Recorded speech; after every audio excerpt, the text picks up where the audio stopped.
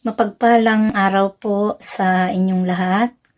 Ako po'y nagagalak na anyayahan kayo na panoorin ang OHC video sapagkat kung meron po kayong mga katanungan na hindi nasasagot patungkol po sa banal na Torah, dito po masasagot ang inyong mga katanungan o gumugulo sa inyong isipan. Katulad ko po noong hindi pa ako nakakapanood nito ay marami pong gumugulo sa aking isipan at hindi masagot-sagot ang aking mga katanungan. Pero nung napanood ko po itong video ng OHC, ng Mensahero ng Silangan, ay nagkaroon po ng linaw ang aking mga katanungan at gumugulo sa aking isipan. Kaya po itinuring ko po na ito ay pagpapala sa buhay ko. Sana sa inyo din po. Maraming salamat po.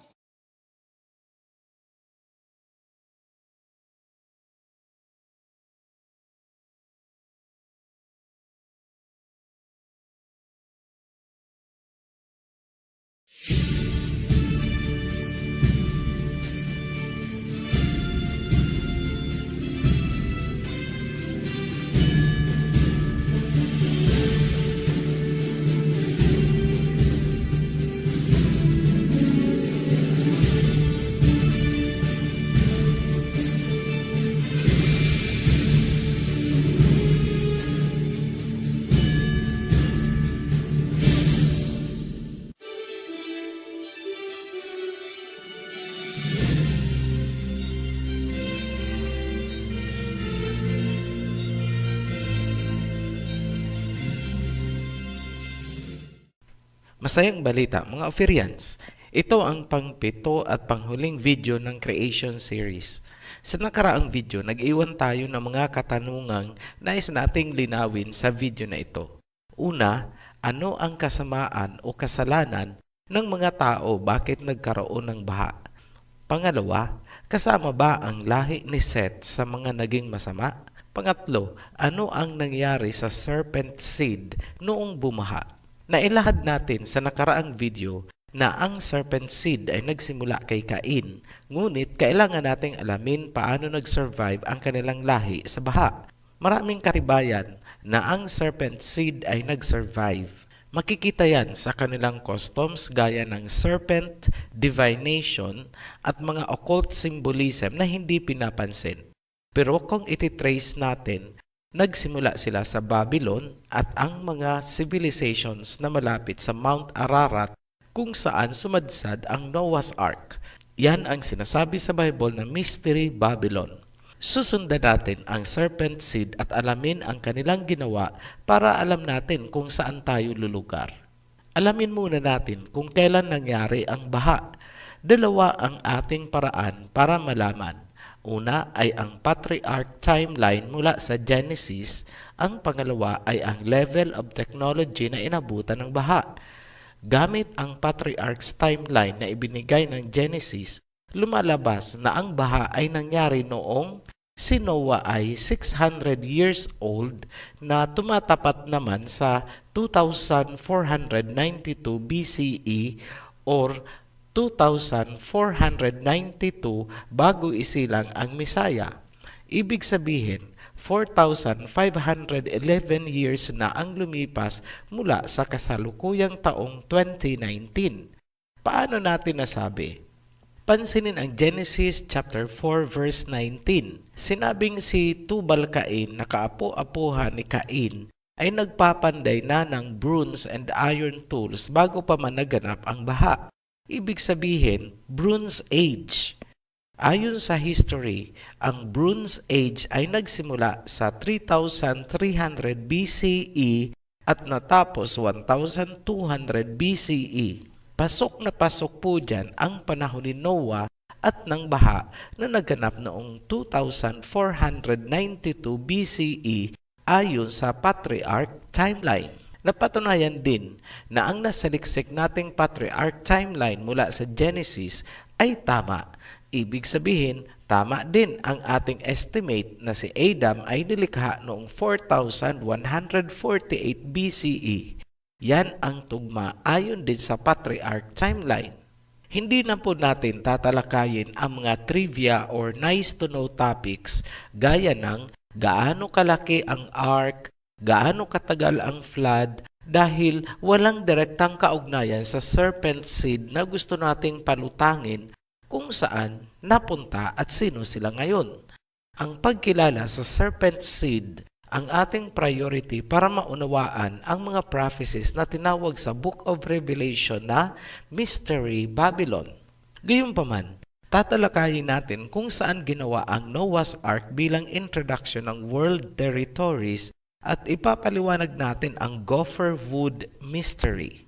Sa ating pagpapatuloy, may kailangan tayong pansinin sa introduction ng family tree ni Adam hanggang kay Noah.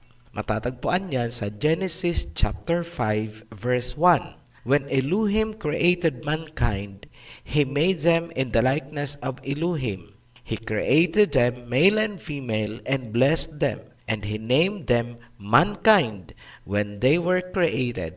Tandaang mabuti na ang tawag kina Adam and Eve sa araw na sila ay nilikha ay mankind. Hindi po sila tinawag na sons of Elohim or sons of God. Huwag kalilimutan, sila ay tinawag na mankind. Dahil sa pagkakasala ni Adam and Eve, ang mankind ay nakurap at nahaluan ng serpent seed. Ngayon, maliwanag na sa inyo na ang mankind ay nahahati sa dalawa. Una ay ang pure breed ni Adam na itinuloy ni Seth. Pangalawa ay ang breed ni Cain o ang serpent seed. Ngayon, dahil kumain ng tree of knowledge ang mankind, sila ay naging parang Elohim, alam ang mabuti at masama, at alam kung paano lumikha ng kung ano-ano. Makikita ba yan sa mankind ngayon? Yes, nakakagawa ang mankind ngayon ng virus, nakakagawa ng bomba, nakakapag-cloning, may kaalamang manipulahin ang genes ng mga hayop at tao. Hindi magtatagal, makakagawa na rin ang tao ng tao. In short, totoo ang sinabi na naging parang Elohim ang mankind. Genesis chapter 3 verse 22. And the Elohim said, the man has now become like one of us, knowing good and evil. He must not be allowed to reach out his hand and take also from the tree of life and eat and live forever. Naging co-creators ang tao, kaya hindi dapat payagan na mabuhay ng walang hanggan dahil mapanganib yan sa universe. Nangyayari na ba? Yes. Ang tao ay isa ng threat sa integrity ng universe dahil sa mga outer space exploration natin. So ano ang kasalanan ni Adam and Eve? Yan ang pagkasilaw nila na mapantayan ang kaalaman ng Creator sa panahon na hindi pa sila handa kung paano gamitin ang kaalaman na kanilang nakuha. Dahil dyan, hindi sila dapat mabuhay ng walang hanggan ayon sa Genesis chapter 3 verse 22. Sa makatuwid, napunta ang kaalaman sa maling kamay. Imagine nyo na lang kung walang kamatayan si Albert Einstein. Ano kaya ang mundo ngayon? Baka hindi lang Hiroshima or Nagasaki ang malusaw. Knowledge has gone into the wrong hands. Yan ang nakikita nating rason kaya nilagyan agad ng gwardya ang Tree of Life. O Firian, tanong lang, sina Adam and Eve ang nagkasala, bakit pati tayo ay nagkasala din at damay sa parusa? Hindi naman tayo ang kumain ng prutas. Hindi ba sabi sa Bible, ang kasalanan ng ama ay hindi damay ang anak? Marami ang nagsasabi na may conflict ang Bible. Hindi po ganon. Kailangan nyo lang pong pansinin kung anong uri ng pagkakasala ang sinasabing damay-damay ang lahat, alin naman ang hanggang 4th generation lang, at anong kasalanan naman ang personal responsibility lang na hindi kadamay ang ama. Yan po ang aming nakikita. Pansinin niyong mabuti itong mga verses. Ezekiel chapter 18 verse 20. The one who sins is the one who will die. The child will not share the guilt of the parent, nor will the parent share the guilt of the child. Maliwanag ang sinabi. Wala daw kinalaman ang anak sa kasalanan ng ama o magulang. Wala din daw kinalaman ang magulang sa kasalanan ng anak. Obvious na ang tinutukoy ay personal na pagkakasala. Kunwari, ninakaw mo ang mangga ng iyong kapitbahay. Pero pansinin nyo naman itong kasunod na verse. Exodus chapter 20 verse 5. You shall not bow down to them or worship them, for I the Elohim am a jealous El, punishing the children for the sin of their parents to the third and fourth generation of those who hate me. Maliwanag, hanggang fourth generations ay damay sa parusa kung ang kasalanan ay may kinalaman sa graven images o mga rebulto at pagkasuklam sa Creator. Ngayon, may kasalanan bang minana lang natin habang tayo ay ipinagbubuntis pa lang? Meron. Matatagpuan yan sa Psalms 51 verse 5. Surely I was sinful at birth, sinful from the time my mother conceived me. Makasalanan na daw tayo, ipinagbubuntis pa lang. Anong kasalanan ito? Yan ang kasalanang minana natin mula kina Adam and Eve. Yan ang kasalanan ng mankind. Ang tawag dyan ng ibang relihiyon o sekta ay original o mortal sin. In fairness, sang-ayon po tayo sa interpretasyon nilang yan. Tanong Ophirian, paano namamana ang kasalanan? Parang unfair naman ata yan. Hindi naman natin ginusto. Ganito po yan. Sa kasalukuyan, meron na po tayong technology para baguhin ang genes ng isang tao. Kung familiar po kayo sa tinatawag na germline editing, ito ay isang proseso kung saan pwedeng baguhin ang genes ng inyong magiging anak. In short, mamanipulahin ang genes ng tao gamit ang CRISPR-Cas9 editing machines. Kapag ginawa ang procedure sa similya ng lalaki o similya ng babae o dili kaya sa embryo, ang magiging tao na galing sa procedure na yan ay magtataglay na ng altered gene at isasalin niya ito sa magiging anak niya at magpapasalin-salin na yan ng walang katapusan sa mga susunod na generations. Ibig sabihin, kung ano ang nangyari sa first couple ng Genesis, pwedeng maulit ngayon ng mga scientists. Kaya huwag magtataka kung 500 years mula ngayon ay ibang klaseng tao na ang papalit sa atin. They are calling it evolution. Nilikha sina Adam and Eve upang ipalit sa genetically corrupted first couple na naging extinct dahil sa genetic corruption. Pumalit ang lahi ni Adam and Eve. Ngunit dahil sa pagkakamali nila, nagkahalo-halo ang kanilang pure breed. Nahaluan ito ng serpent seed, humalo din sa seed ng first couple, at bandang huli, humalo din ang Nephilim seed. Ang pagkakasala na gagawin ng kasalukuyang tao na itamper ang germline ay walang pagkakaiba sa kasalanan ni Adam and Eve.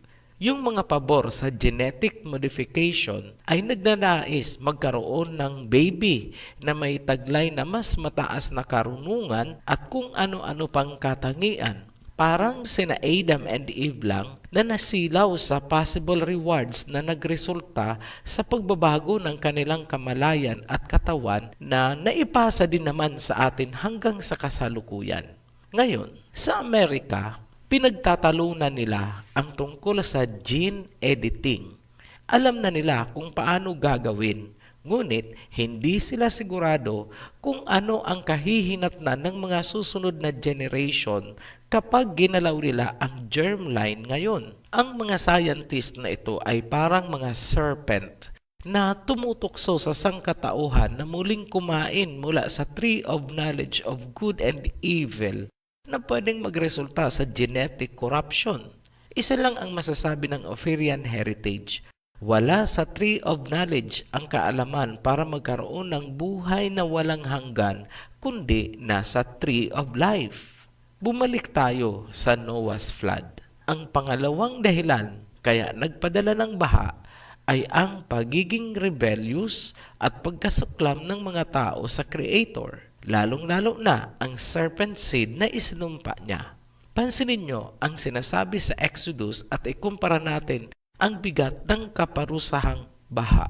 Exodus chapter 20 verse 5, "You shall not bow down to them or worship them, for I, the Elohim, am a jealous El, punishing the children for the sin of the parents to the third and fourth generation of those who hate me." So pansinin ang basihan ng parusa sa mga taong nasusuklam sa Creator. Damay ang lahi hanggang sa fourth generation. Masasabi ba nating kinasusuklaman ni Cain at ng kanyang lahi ang Creator? Yes, imposibleng hindi nagkikwento si Cain tungkol sa kanyang pinagmulan na siya ay isinumpa ng Creator. Yan ang mag-justify bakit baha ang naging parusa sa kanyang angkan, damay ang mga bata. Sa mga nagsasabi na wala pang kautusan noon, ganito lang kadali intindihin. Napakasimple, ang baha ay parusa. Tama po. Kung may parusa, ibig sabihin may kasalanan. Magkakaroon ba ng kasalanan kung walang kautusan? Hindi. Ibig sabihin, kaya may parusa kasi may nilabag na kautusan. Ganun kasimple. Dumako tayo sa pangatlong dahilan ng baha. Ito yung interbreeding sa fallen angels. Matatagpuan yan sa Genesis chapter 6, verse 1 and 2.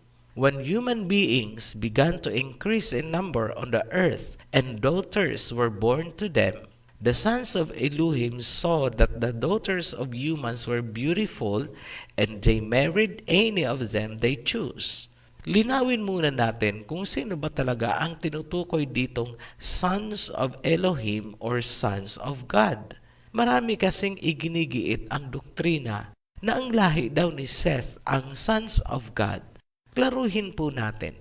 Job chapter 38 verse 7. When the morning stars sang together and all the sons of Elohim shouted for joy. Ano ang tinutukoy dito sa verse? Angels, heavenly beings po ang tinawag na sons of Elohim o sons of God.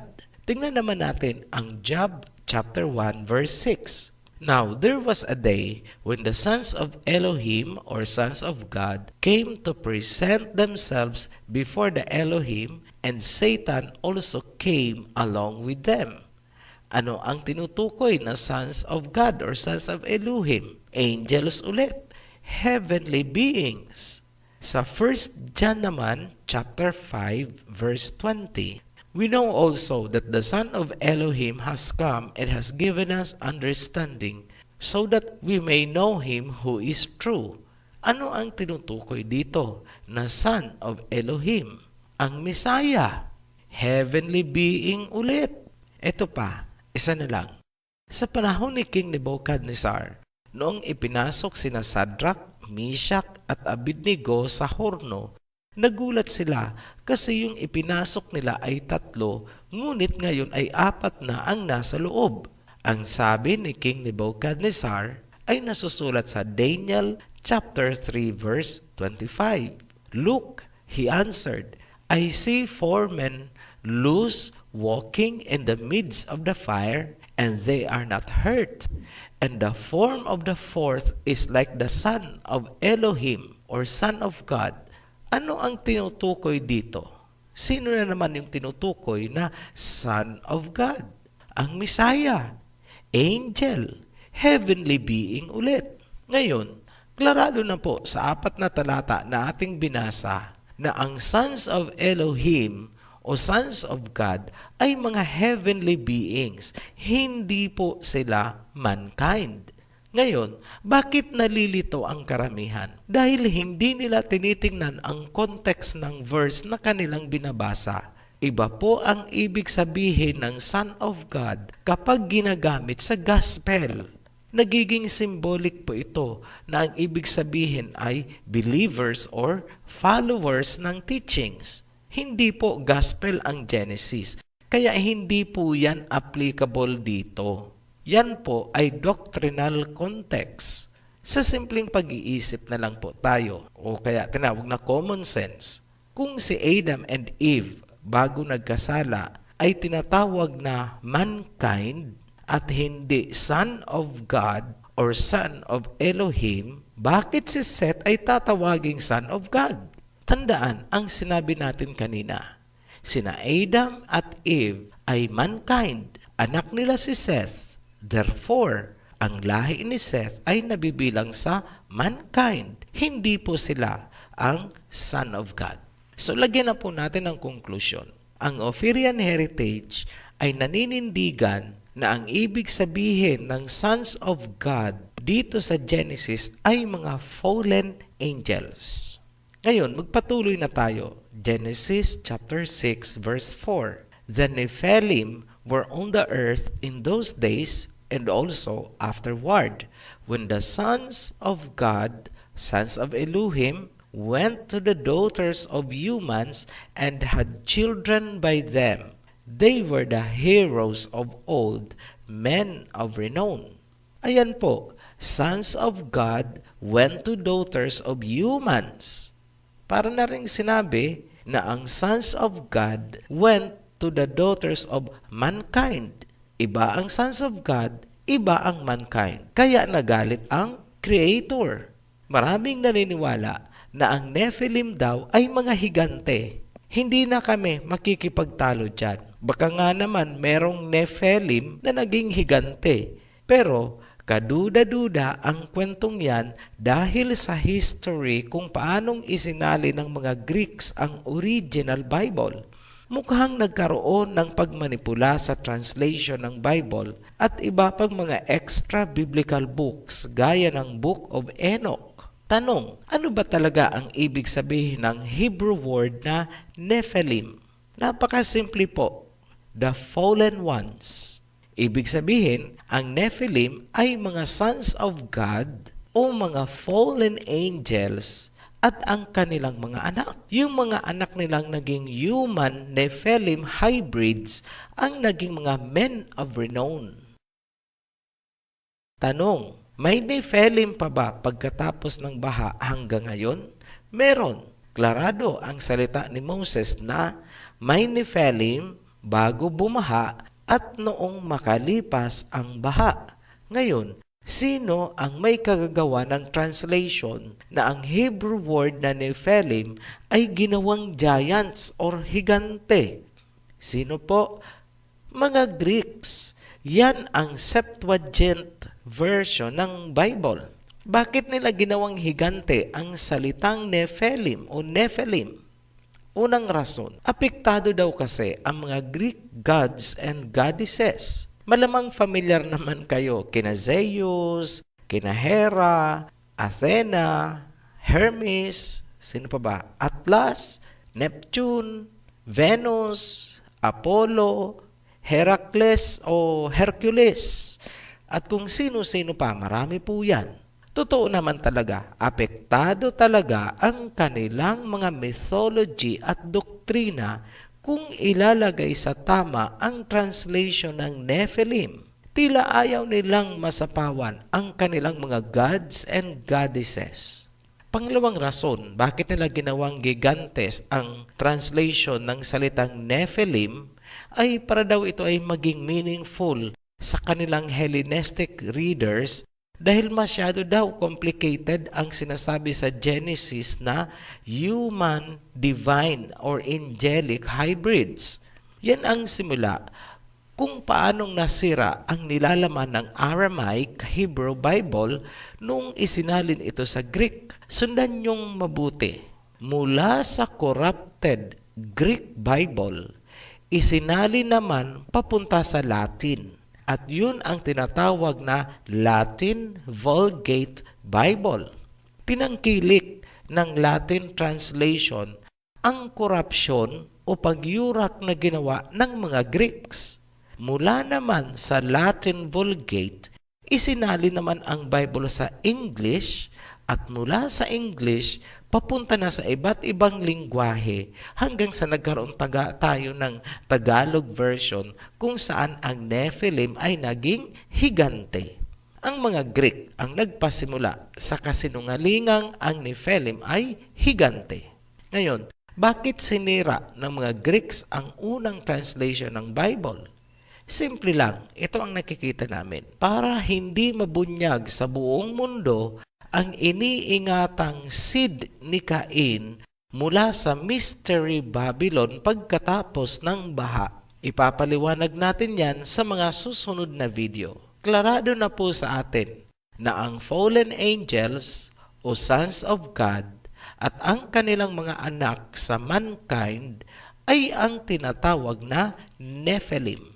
Dahil sa taglay na kapangyarihan at kaalaman ng mga Nephilim, ang mga anak nila ang naging great heroes of old and men of renown, ruling over humanity bago pa man ang baha at pagkatapos ng baha. Maliwanag yan sa Genesis chapter 6 verse 4. Ngayon, kailangang pansinin natin na itong sinasabi sa Genesis chapter 6 verse 4 na mga Nephilim, yung lahi nila, ang naging mga tanyag na personalidad, mga heads of state, mga kings, mga queens, sila yung mga royals, at sila yung mga makikita natin sa mga entertainment industries, yung mga kumukontrol ng mga financial institutions or technically, yung economy ng mundo hanggang ngayon. Dumako tayo sa tanong na, ano ang nangyari sa lahi ni Seth? Ang sagot natin dyan ay, naging masama din sila at namatay din sa baha. Baka sabihin nyo na naman na walang ganong sinabi sa Biblia. Alam nyo po, kailangang pairalin po natin ang talas ng isip. Sa mga naging lahi ni Seth, tanging si Noah lang at ang kanyang pamilya at ang mga asawa nila ang nakaligtas. Kung bibilangin nyo po, 8 lang ang tao na sumakay sa Noah's Ark. Ngayon, klarado na po tayo kung ano ang mga naging kasalanan ng mga tao, bakit nagpadala ng baha. Una, ay ang kasalanan na minana kay Adam and Eve. Pangalawa, ay ang hatred ng lahi ni Cain sa Creator. Pangatlo ay ang interbreeding sa mga Nephilim at iba pang mga kasalanan. Ngayon, ano naman ang nangyari doon sa mga fallen angels? Yung mga fallen angels ay hindi namatay dahil pwede silang bumalik sa pagiging heavenly body hanggang matapos ang baha. Tandaan na hindi pa sila binabawian ng kapangyarihang yon. Ang mga anak nila sa mankind na matatawag natin human Nephilim hybrids ang mga namatay. Ngunit, maliwanag na sinabi sa Genesis na may mga Nephilim bago ang baha at pagkatapos ng baha. Ibig sabihin, nagpatuloy ang pag-aanak ng mga Nephilim sa daughters of man pagkatapos ng baha. Kumbaga, balik sa dating gawi. Ganun ang nangyari. Tungkol naman sa serpent seed, ano ang nangyari sa kanila pagkatapos ng baha? May palatandaan ba na merong survivor na serpent seed? Yes, napakaraming artifacts ang natagpuan mula sa Greece, Middle East at Europe na nagpapatunay na ang serpent seed ay patuloy na nabuhay at dumami pagkatapos ng baha. Makikita yan sa kanilang mga civilizations. Banggitin natin dito bilang paunang halimbawa ang civilization ng Greece. So pag-usapan natin yung mga Greeks. Para sa ancient Greeks, hindi niloko ng serpent sina Adam and Eve, bagkus iminulat ang kanilang mata sa liwanag at sila ay pinalaya. Lumalabas na ang Creator ay naging madamot kina Adam and Eve at ang serpent ang naging bayani. Sa isang reconstructed pictograph na matatagpuan sa silangang pasukan ng Temple of Zeus sa Olympia, circa 440 BC, makikitang tinulungan ni Athena si Nimrod, na tinatawag ding Heracles or Hercules sa Greek mythology, na itulak ang Creator at ang kalangitan palayo.